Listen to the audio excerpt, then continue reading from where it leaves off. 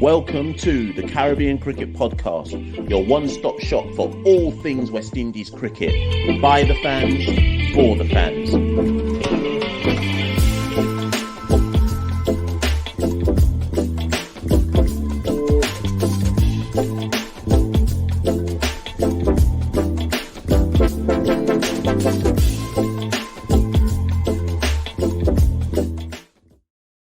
Kimar Roach, and I listen to the Caribbean Cricket Podcast.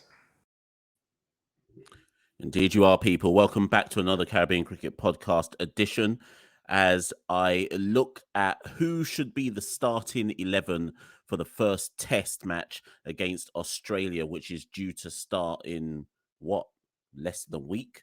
Due to start in less than a week. Oh my God, it's upon us, people. In fact, let me, as ever, I start a live without even thinking about whether I'm completely prepped for this for this recording or not. But yes, the first test begins on the 30th of November, people, which is Wednesday. So we are 5 days away at the time of recording. We're 5 days away from the start of the first test match between Australia and the West Indies. Our first test series in Australia for 7 years or something like that. My name is Machel St. Patrick. I'm one half of the Caribbean Cricket Podcast. Welcome to the show. If you are new to the Caribbean Cricket Podcast, look at the ticker tape below. You can find us on Twitter and Instagram at Carib Cricket. Please subscribe to the Caribbean Cricket Podcast on YouTube as well as on the Twitter and Instagram handles.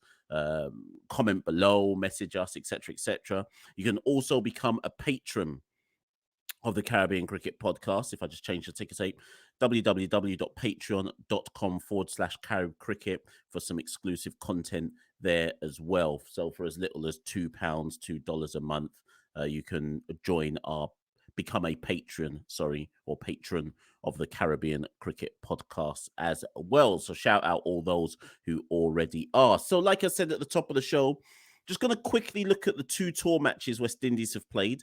We're into the final day of the second tour match against the Prime Minister's 11.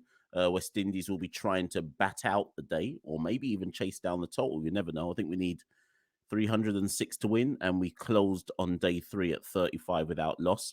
Remember, it is a pink ball day-night match to help us get used to the fact that we're, of course, playing a day-night test match against the Australian test side as well. So I'm going to just kind of review the two tour matches we've had, and based on those two tour matches, I'm going to try and basically give you what I think should be the 11 that plays against Australia. As ever with any of our videos, by all means, get in the comments below if you disagree with what I've said. If you agree with what I said, just comment below. It all helps the algorithms. Press like, etc., etc., etc. So let's get into it. And before I start, yes, some of you will say, but Mash, what about the final day? West Indies still have to bat out the final day. That may change things. Yes, I know, which is why I will take that into consideration when I give you my analysis about who should play in the first test match. So in the first warm-up game, which was against some New South Wales kind of mix-up side, West Indies, that was a draw. It was a 3-day match. It wasn't a proper first-class match. It was one of those matches where like 15 man get to bat and 100 man get to bowl, etc. It was basically a glorified net session, okay, against some New South Wales select side. West Indies made 424 for 9 declared. New South Wales 11 made 426 for 4 declared. And then when we batted in our second innings, we got 114 for 4. So petered out into a nothing draw. Like I say, essentially a glorified net session. Bit worrying that in that warm-up game, we only took 4 wickets. So some of the standout performers in that first game, Craig Brathwaite got 75. Shamar Brooks opened with Craig Brathwaite in the first innings because Tej Chanderpaul was ill, but Brooks did that and got a 56. Jermaine Blackwood got 42 not out and then retired out. Jason Holder got 50 not out and then retired out. It's worth noting that in that match, 1, 2, 3, 4, 5. Holder batted at 7, Blackwood batted at 5. In that match, Reefer at 3, Bonner at 4. In fact, let me read the top 7. So obviously 15 people batted, but it's always instructive to see what the top 7 was. Craig and Brooks opened. Reefer came 3, Bonner came 4, Blackwood came 5, Mayers came 6, Holder came 7, and then De Silva at 8 and Chase at 9. It's just worth pointing that out. But then, like I say, lots of people got a bat because later on down the order, Devon Thomas came in 10th, and he got 77 not out, and Alzari Joseph got 33 not out.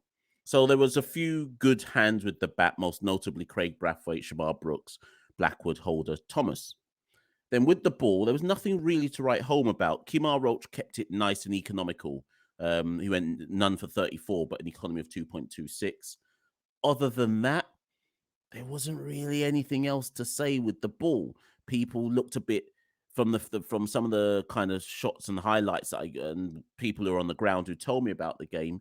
People looked a bit rusty, but not rusty in terms of no game time. Just I guess rusty in the sense of you've got to remember for this West Indies side, particularly with the ball, we know we've got a good bowling attack, and I think we've shown that for the majority of 2022 against England, against Bangladesh, etc. In our kind of summer tours.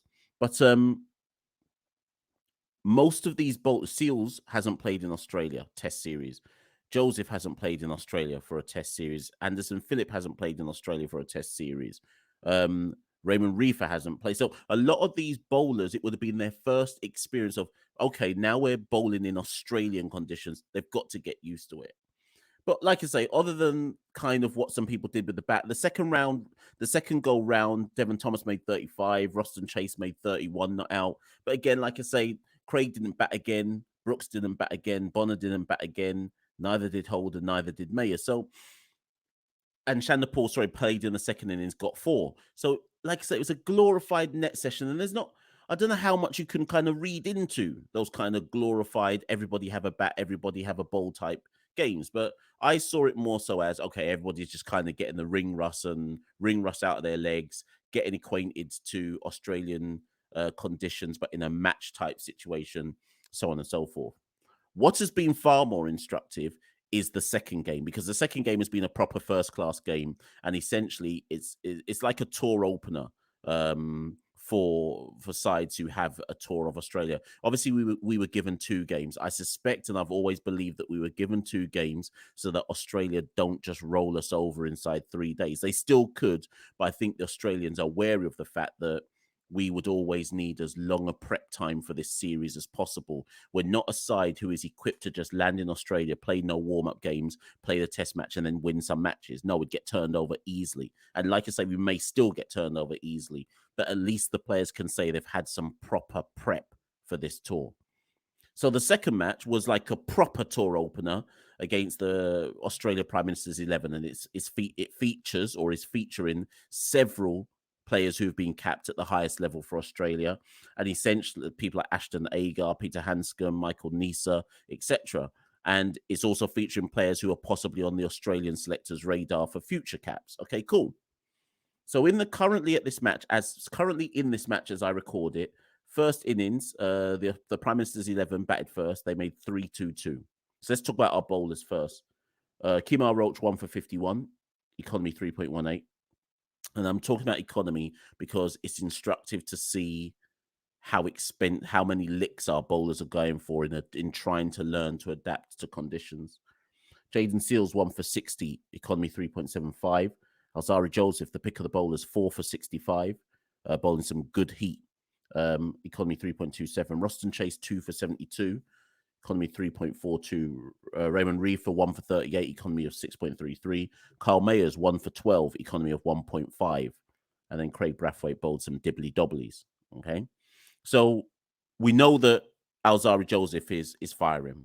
We know that Kimar Roach is going to keep it miserly and accurate. It looks like Carl Mayers may well come in useful with some of his swing bowling if the conditions are right. So he will be a good kind of fifth bowler option if conditions are right for us to get some overs out of him. Roston Chase, interestingly, with 2 for 72. Will Roston Chase get selected in our test side in the opening match? Here's my disclaimer before I even tell you I think he will, but I'll get to that in a minute. So Roston Chase 2 for 72. If West Indies want something more than Craig's dibbly dobblies and Nkrumah Bonner's barely passable leg spin, then Roston Chase would probably have to play to offer you something other than seam. Obviously, a lot of this depends on what are the Aussie tracks going to say. What's it saying for that first test? Where's it even being played again? Is it Adelaide? I can't remember where this first test is being played, But will it be a bouncy wicket? Will it be a pace? Sorry, will it be a pitch that will offer not spin, but will it be a pitch where it's sensible to go in with at least somebody who can give you passable off spin? I still don't consider Roston Chase a frontline spinner, but he will give you passable to quite good. Quite good to good. Passable to quite good off spin. I'm not putting him in the good category, but passable to quite good off spin. You can bet your bottom dollar that Australia will still go in with Nathan Lyon. So is that instructive that we must also go in with an off spinner as well? I don't know. But should Chase get a pick? Quite possibly. So that's how our bowlers did in the first innings. Now, when we came to bat, we made 235. Now, obviously, the standout innings, and it's the narrative that everybody's trying to go for about Shiv and Tej. Tej made 119. That's his sixth first-class century. Obviously, it's good that he's made a century before, obviously playing in the first Test match on Wednesday against the Aussies. But if you watched any of the highlights, it was a great knock. There was one or two streaky shots which maybe he could have got out a lot earlier, but you make your own luck, right? So he's in form. Excellent to see. Him and Craig put on a good partnership at the top. Craig made 47, and even in the second innings overnight, they've made 30. They got to stumps 35 without loss. Both of them going at a strike rate of 30 in the mid 30s, which is about right for Craig and Tej. That's kind of like their modus operandi. So it'll be interesting to see when they play in that first and second Test match versus Australia. Can both of them blunt the new ball? Can both of them dig in to try and set a platform for the remaining batters? Of more concern, however, is that after Craig and Tej, no one else made significant runs in the top order. Raymond Reefer didn't bat. He was hurt, so he didn't have a bat. Bonner made a duck. Mayers made 6, although that was a teeth out. De Silva 25, Chase 10, Devon Thomas 8. This isn't in order. I'm just telling you what people made. Devon Thomas 8, Alzari Joseph 14, and then it was like the bowlers. So nobody else in this current Prime Minister's 11 match. Granted, it's day 4, as later on the match will be starting soon enough. What time is it in Australia? I think it is. I think it's 8 o'clock at the time, maybe 9 o'clock. At the time that I'm recording, it's 9 o'clock. So the fourth day will start. I don't even know when actually. But either way, the fourth day is up. Oh, sorry, that's it. Sorry, people, I'm getting mixed up here. It's a day-night match. So when it's 3 o'clock UK time, so what, for those of you in the Caribbean, that will be something like 10 or 11 o'clock, depending on where you are.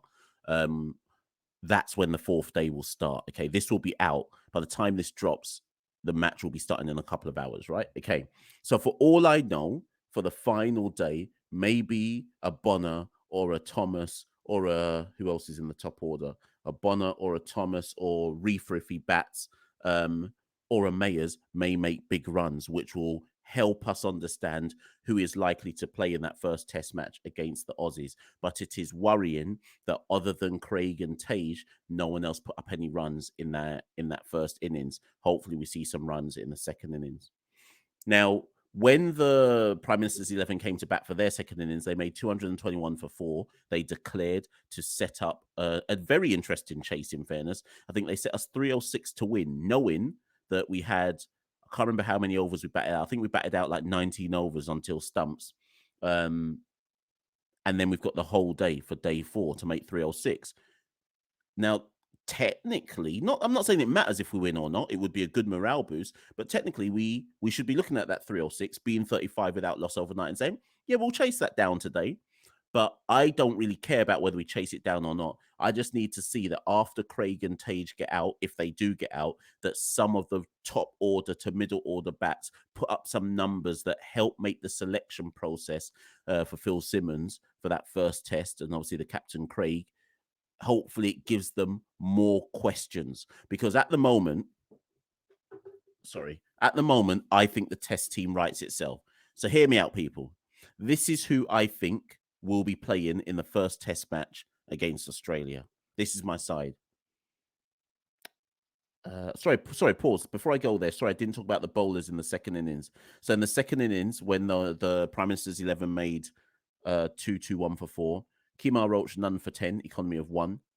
Seals 1 for 28, economy of 3. Joseph 1 for 32, economy of 2.9. Who's this? Oh, Roston Chase none for 58, economy of 3.2. Craig 1 for 39, economy of 2.7, and even Devon Thomas chipped in with a wicket, probably with his medium pace, 1 for 29, economy of 4.8. So, people, this is my side, and this is what you've all been waiting for this particular video. This is the CCP, technically just mine, so Machel. So, actually, this is the Machel St. Patrick Caribbean Cricket Podcast 11 to play Australia in the first Test match. Craig Brathwaite captain, Shiv Chandapur to open. At number 3, I think it should either be this. So this is the only debate I've got in my side. At number 3, I think it should either be Nkrumah Bonner or Devon Thomas. I'll let that sink in, because I'm fairly certain after I've said that, loads of you are going to get in the comments below and go, what? Devon Thomas? What? Nkrumah Bonner? I would love to know who you are going to have at number 3 instead. Blackwood's not batting 3. Carl Mayers isn't batting 3. So for me, Roston Chase certainly isn't batting number 3. So for me, it's the number 3 position is between Bonner and Thomas. Now, here's why I'm now going to give you the pros and cons for each one. The reason I've got Devon Thomas there is because in that first tour match, he made 77 not out and 35, and obviously he then made 8 in the first innings of the Prime Minister's 11 game. My point being that Thomas looks like he might be in a bit of nick. And obviously Thomas can also bowl some seam, some medium pace if he has to. The last person to bat number 3 for West Indies is a problematic position, because obviously Nkrumah Bonner doesn't really want to bat there. But the last person to bat 3 for West Indies was in the series against Bangladesh, and it was Raymond Reefer, and it didn't work, right? Raymond batted number 3 in that first tour game against that New South Wales thing, or wherever they were, bunch of players. He made 21 and 19. He did not bat in the first innings of this Prime Minister's 11 game because he was hurt. If he is still hurt, for me, you cannot go into the first test match with Raymond Reefer. Now, people also have to remember that Jermaine Blackwood and Jason Holder have not played in this Prime Minister's 11 first class game. They're fielded as sub-fielders, but neither one has played in this match. Neither Shamar Brooks, by the way, but I don't see Brooks coming into the side. Blackwood and Holder will 100% be in the first test match, right? Of course they is. Of course they will. Blackwood's the vice captain and Jason Holder's Jason Holder. Cool. So we look at the number 3 position again. I think Raymond Reefer has played himself out of contention. The only way Reefer could be in contention is because he offers left arm seam. But that's not why he should. Whoever's batting at 3 has to be picked because the batting is their primary suit, and that's what you're selecting them for. So then people will say, but Mash, how can you say Bonner? Bonner only made 15 in that first Wasteman Tour game, and then he made a duck in the first innings of the Prime Minister's game. We know that Bonner sometimes looks a bit sketchy against teams that bowl high pace, right? I hear all that. Australia, bouncy wickets, da-da-da-da-da. Hopefully in this second innings of this Prime Minister's 11 game, Bonner gets another knock tonight or in this the fourth day, and hopefully get some runs. But even if Bonner doesn't get any runs, he's still likely, I think, to be selected. So I'm saying it's Bonner or Thomas. If you're asking me who would I pick, I think it's got to be Nkrumah Bonner. But I think it will be Bonner or Thomas is what I'm saying. So I guess I better explain to you why I think it should and will be Nkrumah Bonner. What you have to understand is Nkrumah Bonner's test match average at the moment is 37 after 14 test matches. This year, in the last 3 test series we've played, so when we went to Sri Lanka and lost 2-0, Bonner averaged 49, yeah? Got 150 in the 2 test matches, but obviously he had a not out. We know that Bonner likes to soak up runs. Bonner's career strike rate so far in test cricket is 34. Man loves to soak up balls. We are massive, massive underdogs in Australia. I think we're going to need a batter that can soak up balls. I know some of you will say, no, actually, we need a Devon Thomas who can counter-attack. But we're going to come under huge pressure in Australia. And I'd rather probably go to the man who knows how to occupy crease and soak balls up. So Sri Lanka last year, Bonner averaged 49. Then when England came to us in the summer, Bonner averaged 44 with that 1-2-3 that he got, right? He made a century, 1-2-3. Now, he was poor against Bangladesh. In that two-match test series, he had 3 at bats, highest score of 33. He only averaged 11. But again, we've got to paint the context. Bonner has played 7 test match series for West Indies. He has been excellent in 4 of the 7. You can't drop a man who's been excellent in 4 of the 7. Excellent against Bangladesh away. Excellent against Sri Lanka at home. Excellent Sri Lanka away. Excellent versus England at home. You can't drop man. You can't. Yes, his last series, he had a lean series against Bangladesh, but his form, his test match career thus far, an average of 37. You can't drop man for that. You can't drop man. Devon Thomas is yet to have a test match debut. So I guess what I'm saying to people is, would you drop a man whose test match average after 14 test matches is 37 and has now test match experience? Would you drop him for Devon Thomas, who has got no test caps, and Raymond Reefer, who shouldn't be batting at number 3? So for me, Nkrumah Bonner, even with his poor form thus far in the tour matches, he will hold on to his place because he deserves to hold on to his place. So if you're asking me, Bonner has to bat 3. I know Bonner ideally wouldn't want to bat 3, but if you're asking me, Bonner bats 3. So this is my side then. Craig, Tej Narayan Chanderpaul, Nkrumah Bonner at number 3, Jermaine Blackwood at number 4, Carl Mayers at number 5, Jason Holder at number 6, Josh De Silva, 2, 3, 4, 5, at number 7, right? Then I've got Roston Chase at number 8. Say that again. Me, and this is how you know that I'm balanced, because I've cussed Roston enough saying that he shouldn't be in the test match squad and he should have got dropped a lot longer. He should have been dropped a lot sooner than when he actually got dropped. But now he's back in the squad. I have Roston Chase batting at number 8 in my test match squad. Now, why? Some of you might say, why have you got Chase batting after Josh De Silva? Because Chase's test match batting has declined so badly, I no longer trust him to bat any higher than 8. I'd arguably say that Alzarri Joseph is a better test match batter than Roston Chase, based on Chase's form over the last 2 and a bit years in test match cricket. But Chase must bat 8. And the reason why Chase must bat 8 is because he has been picked for his spin bowling. He hasn't been picked for his batting, because if Chase had been picked for his batting, he'd be in the middle order. But also, if Chase had been picked for his batting, we'd know he'd been picked for his batting because he would have made runs that justified him being picked for his batting, but he hasn't been. Chase has been picked because he offers an off-spin option.